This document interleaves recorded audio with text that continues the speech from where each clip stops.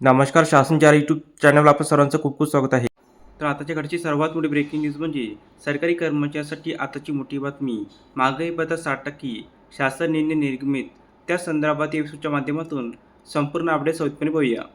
निवृत्त वेतनधारकाच्या महागाई भत्त्यामध्ये दिनांक 1 जानेवारी 26 पासून 2% महागाई भत्ता वाढ लागू करण्यासंदर्भात सामान्य प्रशासन विभागामार्फत दिनांक 18/5/26 रोजी शासन निर्णय निर्गमित करण्यात आलेला आहे.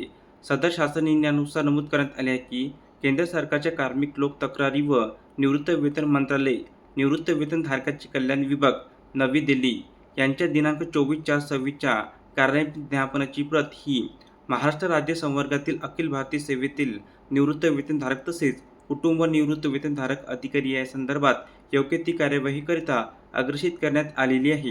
तसेच केंद्र शासनाच्या कार्मिक लोक तक्रारी व निवृत्त वेतन मंत्रालय सदर नमूद कार्यान्वित ज्ञापनानुसार दिनांक 1/1/26 पासून लागू करण्यात आलेली 2% महागाई भत्त्यामधील दरवाढ व ज्ञापनामध्ये नमूद इतर तरतुदी महाराष्ट्र संवर्गातील अखिल भारतीय सेवेतील निवृत्त वेतनधारकांना तसेच कुटुंब निवृत्त वेतनधारकांनाही लागू राहणार आहे. तसेच त्यानुसार महाराष्ट्र राज्य संवर्गातील अखिल भारतीय सेवेतील निवृत्त वेतनधारकांना तसेच कुटुंब निवृत्त वेतनधारकांना दिनांक 1/1/26 पासून 60% दराने महागाई भत्ता अनुज्ञेय राहणार आहे.